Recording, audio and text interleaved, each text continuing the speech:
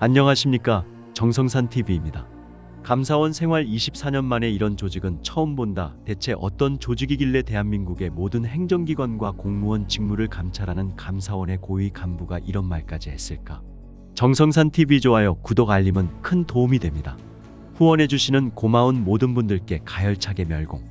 그런 선관위가 최근 직원 채용 등 내부 비리가 감사원 감사를 통해 알려지면서 한순간에 국민적 지탄의 대상으로 전락했다. 선거 관리가 전문인 선관위는 국민들에게 공정과 상식의 대명사로 통하는 헌법기관이다. 그도 그럴 것이 국민은 그동안 대통령 선거, 국회의원 선거, 지방선거 등을 총괄한 선관위의 공정성을 의심해 본 적이 없다. 선거 관리는 물론 내부 행정에서도 같은 수준의 공정성 기준이 지켜지고 있으리라고 여겼다. 하지만 감사원의 감사 결과는 국민들의 이런 생각을 송두리째 뒤엎었다. 그동안 직원 채용 등에서 상식 이하의 온갖 불법 행위가 자행되고 있었던 것이다. 이를 접한 국민들의 충격은 컸다. 내부 도덕불감증이 도를 넘어선 선관위는 감사원의 감사 진행 도중에도 국가기관으로선 해서는 안 될 감사 방해 행위까지 조직적으로 벌였다. 감사 시작 전 전직 사무총장 등 고위 간부의 자녀 채용과 관련된 내용을 삭제하는 것은 물론 부하 직원 간 관련 메신저 내용까지 없애도록 했다. 자료 요구의 시간을 질질 끌거나 관련 서류를 고의로 훼손하는 일도 많았다고 한다. 선관위의 이런 고압적인 행위는 이전부터 있었다. 감사원과 선관위 간 직무 감찰을 둘러싼 공방이 30년 동안 명확한 결론이 나지 않은 채 계속된 탓이 크다. 1994년 감사원법 개정 당시 국회에서 직무 감찰 대상에 선관위 포함 여부를 놓고 논란이 일었고 2011년 18대 국회에선 선관위를 제외하는 법안이 발의되기도 했다. 하지만 감사원과 선관위의 논쟁은 깔끔하게 정리되지 못했다. 감사원은 감사원법 제24조의 직무 감찰 대상 제외 기관으로 국회, 법원, 헌법재판소 소속 공무원만 명시하고 있어 선관위는 여기에 포함되지 않는다고 주장한다. 반면 선관위는 헌법에 명시된 독립기관인 만큼 감사 대상이 아니라고 버텨왔다. 결국 선관위는 계속 직무 감찰 자체를 거부해왔고 그러는 사이 선관위의 내부 비리는 골물대로 골마갔다. 감사원이 선거관리위원회의 전 현직 직원 27명에 대한 검찰 수사를 요청한 가운데 국민들은 선관위의 40총선 등 선거 투 개표 관리를 신뢰하지 않는 것으로 나타났다. 선관위에 대한 이러한 불신은 부정선거 가능성으로까지 이어져 세간에 떠도는 부정선거 의혹에 대한 유권자 검증을 요구하는 목소리가 높아지고 있다. 13일 언론비평 시민단체 바른언론시민운동에 따르면 지난 7, 8일 이틀간 한국여론평판연구소의 의뢰에 진행된 선거 투 개표 관리에 관한 여론조사 결과 응답자의 40%가 선관위의 선거 투 개표 관리를 신뢰하지 않는다고 답했다. 조사에서 전혀 신뢰하지 않는다는 응답도 17%나 됐고 신뢰하지 않는 편이다는 23%였다. 반면 신뢰한다고 응답한 이들은 56%로 매우 신뢰하는 편으로 나눠졌다. 이념적으로는 진보라고 응답한 이들 중 신뢰한다가 66%, 신뢰하지 않는다가 31%로 나타났다. 또 보수 응답자 중에선 신뢰한다가 43%, 신뢰하지 않는다가 50%로 대조를 보였다. 이번 조사는 전국 만 18세 이상 성인 남녀 1010명을 대상으로 무선 ARS 조사 방식으로 진행됐다. 표본 오차는 95% 신뢰 수준의 플러스 마이너스 3.1%다. 투 개표 과정에서 부정선거 가능성에 대해 묻는 질문의 37%가 가능성이 높다고 답했다. 가능성이 낮다고 응답한 이들은 56%였다. 보수층 응답자 중에선 43%는 가능성이 높다고, 진보 응답자 중 66%는 가능성이 낮다고 응답했다. 특히 선관위 투 개표 관리를 신뢰하지 않는다고 응답한 이들 중 73%가 가능성이 높다는 데 동의했다. 이는 선관위에 대한 불신이 부정선거 의혹으로 번지는 현상을 보였다. 선관위에 부정선거 의혹이 있다는 주장에 대해선 대부분의 응답자가 들어본 적이 있었다. 이 중에서 43%는 들어봤지만 내용을 잘 모른다고 응답했고 40%는 들어봤고 내용도 잘 알고 있다고 응답해 부정선거 의혹 주장이 우리 사회에 광범위하게 퍼져 있다는 사실을 보여주고 있다. 들어본 적이 전혀 없다는 응답은 17%에 불과했다. 투개표 과정에서 부정선거 의혹이 있다는 주장에 대해 공감한다와 공감하지 않는다로 양분됐다. 특히 공감한다는 의견이 46%에 이르는 조사 결과가 사안의 심각성을 보여주고 있다.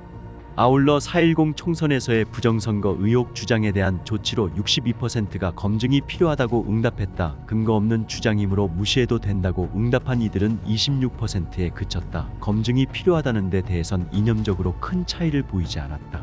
사전투표의 관리 소홀에 따른 부정선거 가능성에 대해선 가능성이 높다고 응답한 이들이 41%, 가능성이 낮다고 응답한 이들은 54%였다. 사전투표와 당일투표에 대한 신뢰도를 묻는 질문엔 둘 다 신뢰한다고 응답한 비율은 48%, 당일투표는 신뢰하지만 사전투표는 신뢰하지 않는다고 답한 응답자는 35%에 달했다. 고위직 자녀 채용 특혜 등 선거관리위원회 내부 비위가 감사원 감사로 일부 드러나면서 국민들은 과연 선관위가 공명선거를 관리할 자격과 능력을 갖췄는지 묻기 시작했다. 서울신문은 중앙선관위에서부터 시군구 선관위에 이르기까지 은밀하게 유지됐던 불투명한 인사관리, 방만한 조직운영, 외유로 전락한 재외선거 관리 등 문제점과 해결 방안을 5회에 걸쳐 싣는다. 선거관리위원회 전현직 공무원의 자녀 특혜 채용 논란이 불거진 지 1년 남짓, 아빠들은 대부분 징계 없이 퇴직했고 자녀들은 정상적으로 근무하고 있다. 국민권익위원회 전수조사와 감사원 감사로 검찰 수사가 진행되고 있지만 재판에 넘겨진 아빠는 단 한 명뿐이다. 선관위 내에서도 일부 실무자만 가벼운 징계나 주의를 받는데 그쳤다. 공명선거를 관리하도록 꾸려진 헌법기관에서 가장 불공정한 방식의 채용 비리 의혹이 대거 드러났음에도 제대로 책임진 사람은 사실상 없는 셈이다. 취재를 종합하면 최근 감사원이 특혜 가능성이 있다며 검찰에 수사를 요청하거나 참고 자료로 넘긴 채용 비리 의혹 12건의 채용 당사자인 자녀들은 모두 선관위에서 근무하고 있다. 선관위는 이른바 세자로 불리며 특혜 논란을 키운 김세환 전 중앙선관위 사무총장 아들과 지난해 5월 자체 특별감사를 통해 수사 의뢰한 박찬진 전 사무총장과 송봉섭 전 사무차장, 신모 전 제주선관위 상임위원, 김모 당시 경남선관위 총무과장의 자녀들을 지난해 하반기 시도위원회 사무처로 대기 발령하고 업무에서 배제했다. 하지만 4월 총선을 앞두고 지난 1월부터 하급기관인 시군위원회로 보내 업무에 복귀시켰다.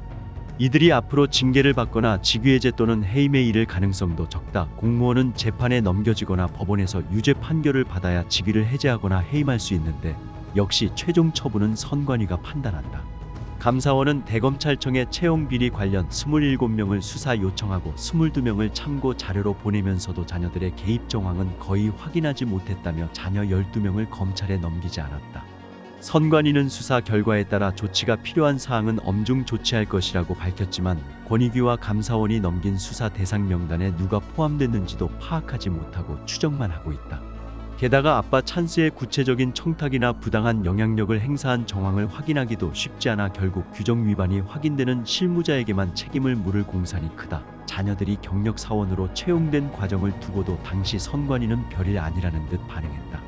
2022년 4월 이른바 소쿠리 투표 논란 이후 처음 불거진 김 전 사무총장 아들의 특혜 의혹을 자체 특별감사한 선관위는 김 전 사무총장이 부당한 영향력을 행사한 정황은 없었다고 발표했다. 시민단체의 고발로 경찰이 수사했지만 김 전 사무총장은 지난 1월 증거 불충분으로 무혐의 처분됐다. 김 전 사무총장은 감사원 감사에서 직원들이 알아서 잘 보이려 했을 것이라며 자신이 직접 영향력을 행사하진 않았다고 주장한 것으로 전해졌다. 그러나 알아서 어쩌다 우연히 이뤄졌다고 보기엔 단계별로 조직적으로 전현직 자녀들에게 너무 많은 예외와 특혜가 주어졌다. 김 전 사무총장의 아들은 인천 강화군청 8급 공무원으로 일하다 2020년 1월 경력 채용을 통해 인천 강화군 선관위로 이직했다. 당초 인원 초과로 한 명에 그쳤던 선발 인원이 아들 김 씨가 원서를 제출한 뒤 2명으로 늘었다. 중앙선관위는 외진곳인 강화군 선관위의 5년 전보 제한 조건을 없애고 경력 채용을 진행하도록 했다. 충남 보령시청에서 일하던 송 전 사무차장에 따른 비다수인 경쟁채용 전형을 일주일 만에 치르고 충북단 양군 선관위로 옮겼다. 광주 남구청에서 일하던 박 전 사무총장의 딸을 위해 전남 선관위 인사 담당자들은 외부 면접위원들에게 빈 평정표에 순위만 적어낼 것을 요구하기도 했다. 김 전 사무총장의 아들과 박 전 사무총장의 딸, 신 전 상임위원의 아들은 선관위 경력 6개월을 쌓자마자 초고속 승진했다. 선관위는 승진 요건을 갖췄다며 부당행위는 없었다고 결론을 냈다. 김 전 사무총장 아들에겐 특히 예외가 계속됐다. 조사 경험이 없던 그가 대검 디지털 포렌식 전문가 양성 과정의 유일한 교육생이 됐고 갑자기 3년에서 1년으로 바뀐 재직 기준 덕분에 2017년 이후 1년차로는 유일하게 군에서 시선관이로 전입한 사례가 됐다. 인천 선관위는 김 씨의 전입이 확정되기도 전에 경북 선관위 몫의 관사를 얻어 김 씨에게 지원했다. 본인 희망으로 전입한 경우 관사를 제공하면 안 된다는 규정은 무용지물이었다. 김 씨는 2022년 2월 21일부터 3월 3일까지 20대 대선 재외투표 관리를 위해 미국 필라델피아 출장도 다녀왔다. 당초 국외 출장 대상자 추천 명단에는 없었다. 선관위는 관사 지원과 국외 출장에 대해 통상적인 절차를 벗어난 부적정한 업무 처리라며 실무자만 경징계 경고했다. 2년 동안 이례적인 일들이 계속되자 내부에서는 세자라는 말이 나왔다. 선관위의 한 직원은 2022년 김 전 사무총장이 자녀 특혜 문제로 옷을 벗었는데 그 자리를 다시 박 전 사무총장과 송 전 사무차장이 맡은 것부터 얼마나 문제의식이 부족한지 보여주는 것이라며 세자가 아닌 평범한 직원들만 계속 허탈해하고 있다고 했다. 김 전 사무총장의 아들은 서울신문과의 통화에서 공무원 신분인데다 사법기관의 판단을 기다려야 하는 상황이라 입장을 밝힐 수 없어 답답하다고 말했다. 정성산TV 좋아요, 구독, 알림은 큰 힘이 됩니다. 후원해주시는 모든 분들께 가열차게 멸공.